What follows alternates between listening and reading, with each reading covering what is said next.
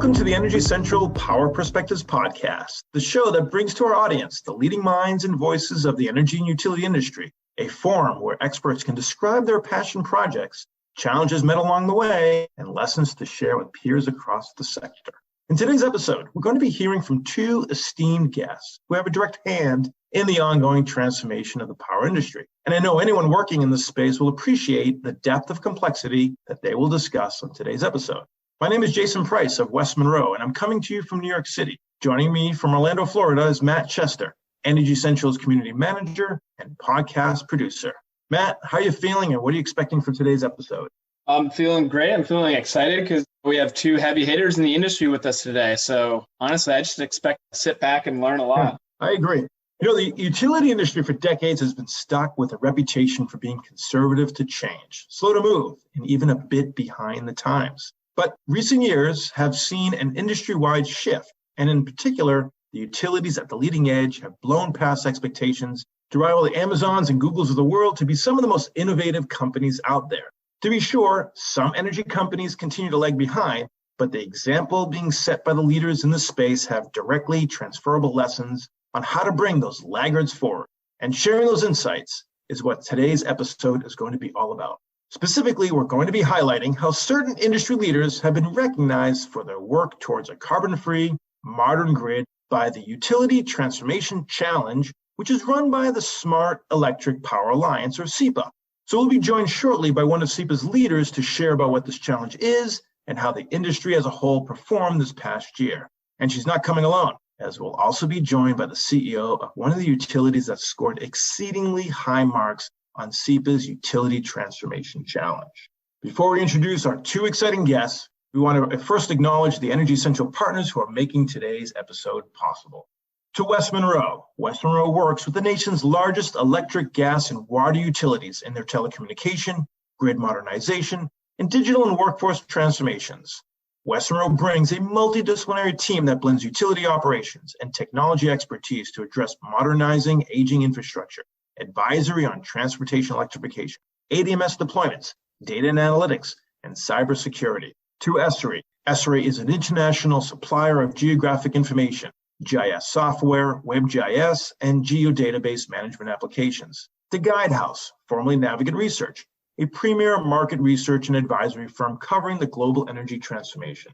To Anterix is focused on delivering transformative broadband that enables the modernization of critical infrastructure for the energy, transportation, logistics, and other sectors of our economy. And to Scott Madden. Scott Madden is a management consulting firm serving clients across the energy utility ecosystem. Areas of focus include transmission and distribution, the grid edge, generation, energy markets, rates and regulations, corporate sustainability, and corporate services. The firm helps clients develop and implement strategies, improve critical operations, reorganize departments and entire companies, and implement myriad of initiatives. And now on to today's guests. First, we want to introduce Sharon Allan, the Chief Strategy and Innovation Officer at the Smart Electric Power Alliance, or SEPA. Sharon has held this role for nearly 5 years, but her experience in the utility sector goes back almost 2 decades. Sharon has always had her hands in the technology arena, identifying and shepherding in digital opportunities and finding new ways that businesses could achieve their tasks more efficiently and effectively.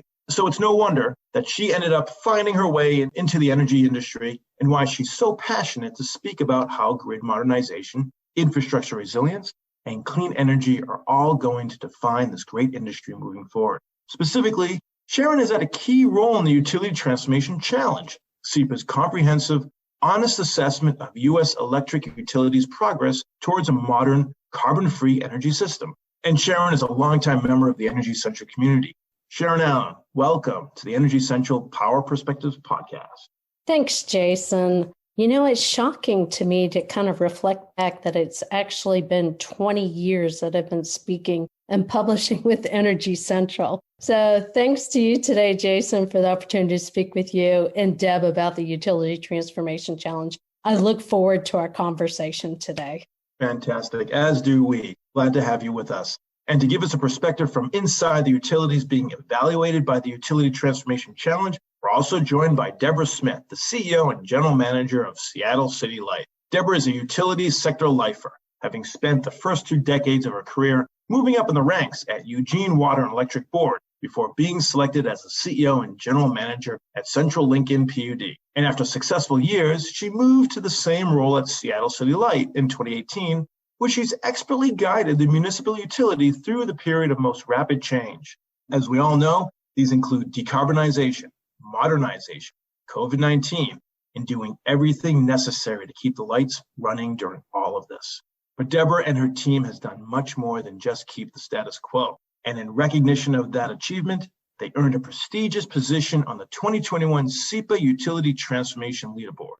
SEPA found Seattle City Light an obvious leader due to its comprehensive efforts towards a carbon-free energy future, and most importantly, its results. Being nationally recognized for these efforts is no small feat, and we're excited to hear from Debra about what the honor means to the company and how they expect to continue to uphold this fantastic reputation. Debra Smith, welcome to the Energy Central Power Perspectives podcast.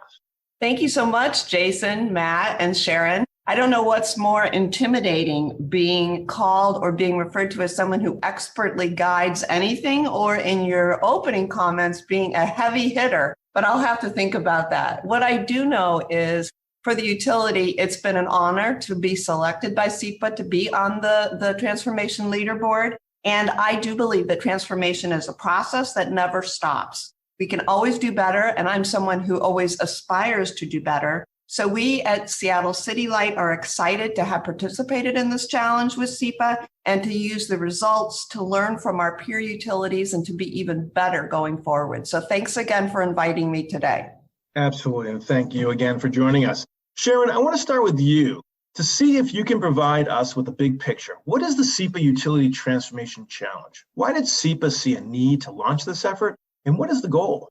Hey, thanks, Jason. As Debra said, transformation has been something that never stops. I know like 30 plus years ago, people used to say, well, gosh, Sharon, you were talking about transformation then, but it's not the same transformation that we face in our sector today. So as utilities and all of us in the industry look to address climate change, the need for greater resiliency, evolving customer needs, evolving business models and policies, change is among us. And so we always are in this constant transformation, adjusting to what the factors are around us. But the big picture for why did we do the big picture of what's going on and what drove us, if you look at 79% of customer counts today are served by an individual utility with a carbon reduction target, or a utility-owned parent company with a carbon reduction target. 72% of those have 100% carbon reduction target. So this climate awareness and us as a nation and as citizens and utilities and stakeholders are coming together on what do we need to do to address climate. SEPA has long conducted a number of snapshots and reports for industry. And in the past, we've done things on solar, storage, demand-side management. And we took a step back and we said, gosh, the transition that is amongst us right now, it's really important that we not focus on merely technology, because this is much bigger than technology. So what we did is we set a goal to measure where a utility was on their journey to clean and modern from an objective data-supported framework. And what we assessed is we assessed utilities along 4 dimensions of transformation. That is clean energy resources, corporate leadership, modern grid enablement, and aligned actions and engagement. What we thought it was important to distinguish in our utility transformation challenge is that this is not just about clean generation. It is about a bunch of different things in terms of strategy, the change management, the capital that needs to be invested in the grid to make ready for cleaner generations in some regions of the U.S. So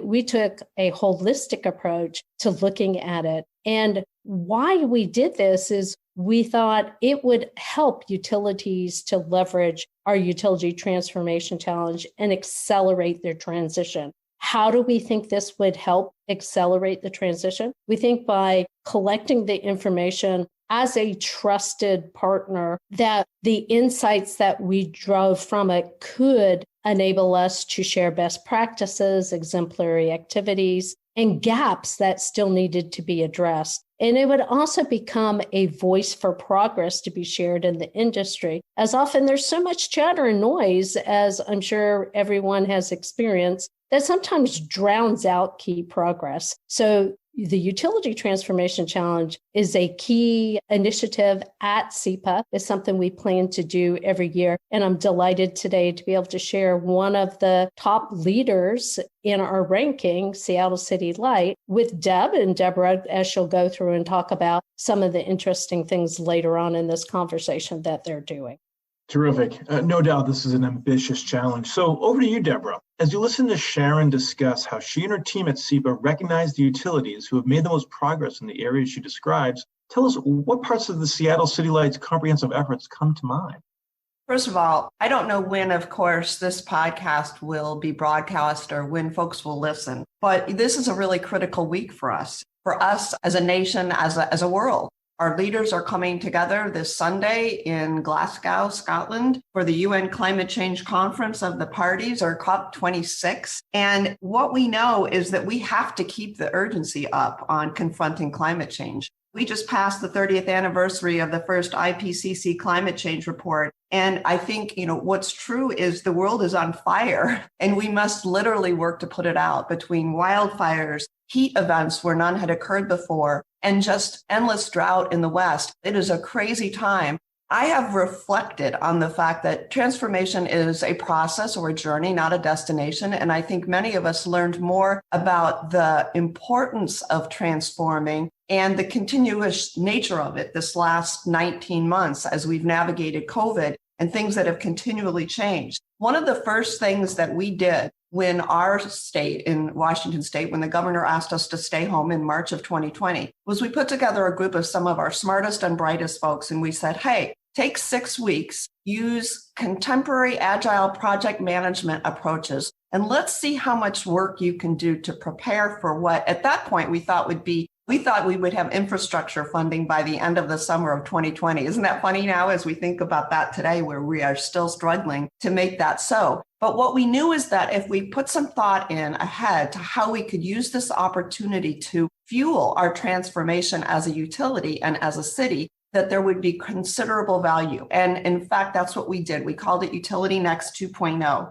And we put together a portfolio of 18, 19 projects. Some of them are things like distribution automation, but we've got hydro stuff. We're working with the port, with the Northwest Seaport Alliance, with the cruise ship industry. We're working with our Rural Metro Transit Authority. We're working with lots of partners. So when I think about the transformative work that we've done and the priority that we've placed on it, there's a few words that always come to mind, and that's partnership, collaboration, and meeting community where we are. And as we go into, I know there will be funding soon, and we have already been successful in attracting funding at a state level and through DOE because we developed a clear plan. And that plan is part of our grid modernization roadmap, which will prepare us for the future and prepare the city of Seattle to serve customers equitably, fairly, and affordably. And I think when we boil it all down and we think about reliability and resilience, those are the primary components of that. And so being recognized by SEPA and having the opportunity to really spend some time talking and thinking about the work we've done and what are the next steps has really been important. And I know for me, it has been a huge forced opportunity, if you will, to really think about what's next and how we build on the success that we've had to date. And I think that's really the most critical piece, because that's the part that acknowledges the never-endingness of transformation. Because again, we build on what we've learned in the past, both as individuals, as a utility, and as a society. Sharon, given Debra's response, how do you see the other participating utilities respond to this challenge? One of the things in listening to Debra that comes to my mind quickly is that the one thing that Debra's done at her utility, and I can attest just having talked to different executives on her team, she not only with her team, because it takes a team to make this happen, not only are they charting a strategy, but they're changing a culture within their own utility. And that is just as important to arrive at the end goal. There is this cultural transformation that goes on. And so the one thing that I see that Debra's done well with her leadership team is they all are embracing the change and they all are working together in terms of collaborating and partnering and have a listening ear to their community. So I'd say across the entire US, that is not the case. The starting point is different in every utility in terms of leadership, culture. What is their starting point in terms of their portfolio of clean generation? Not everyone is starting from such a clean portfolio that Seattle City Light has. And what are the investments in the grid that they need to be able to transform? And what is their level of engagement and comfort of taking input from outside stakeholders and truly embracing that input? That is a cultural change to be able to process input from your customers. So the path is different across the US depending on where one's starting point is. So for some utilities, the focus may need to be a little bit stronger in terms of how they lean in to listening more to their communities and creating those partnerships and those relationships with community and local corporates. It could be that someone is starting from a portfolio that isn't very clean, and there's a lot of transition the existing generation fleet to something that has much less, more carbon free, carbon neutral. And so that makes every journey a little bit different. But the steps that one takes towards transformation, the process is very similar that every leader goes through to address that. We also see a difference between investor-owned utilities, public power utilities, and electric cooperatives because they have different priorities, they have different business models, they have different processes. The way they interact with stakeholders is different depending on where you are as a utility and their customer obligations and operating constraints. Having said all that, I do acknowledge that we did see from our 2021 leaderboard, we didn't go in with any clear set of outcomes of how many IOUs, cooperatives, public power people would make the leaderboard. We let our scoring and our analysis facts speak the true output. And what we saw on our leaderboard is we had 5 investor-owned utilities and 5 public power that filled the charts of the top 10. And I would be remiss, since Debra was talking about her team and many of the things that they have done as a company, if I didn't give an extra little shout out to someone on Debra's team, Emeka Anyanwu, who we awarded at SEPA as our 2021 Individual Power Player of the Year for his efforts at Seattle City Light of evolving the utility to equity meet customer and community needs and expectations in the new energy marketplace, and for his implementation of transportation electrification strategic investment plan, the development of a city light long-term grid modernization roadmap, the creation of the portfolio of the ambitious jobs creating projects to leverage federal stimulus funds, and Seattle City's Light's successful entry into the energy imbalance market. So you can see that the leadership of Debra flowing down and empowering her team to act in this transition is very important because no one person, a leader, can't do it all. And so part of a leader is equipping their team. And so it's exciting to see the people under her leadership doing their part to help in the transformation. This is the podcast producer, Matt Chester, cutting in here. Sharon gave a great answer here that involves the important topic of equity in utility planning, and that's a topic we want to give a sharp focus on for both Sharon and Debra to address. That topic, as well as transforming the utility workforce in the future, are both topics that we dove headfirst into with our esteemed guests. So much so that our conversation ran long, and we didn't expect, but we're delighted that this podcast ended up turning into a 2-parter. Keep an eye on your podcast feed in the coming days for part 2 of this conversation, where Debra and Sharon will explore those equity and workforce topics, as well as participate in our fan favorite lightning round. In the meantime, be sure to plug in and stay fully charged in the discussion by hopping into the community at energycentral.com. And we'll see you next time at the Energy Central Power Perspectives podcast.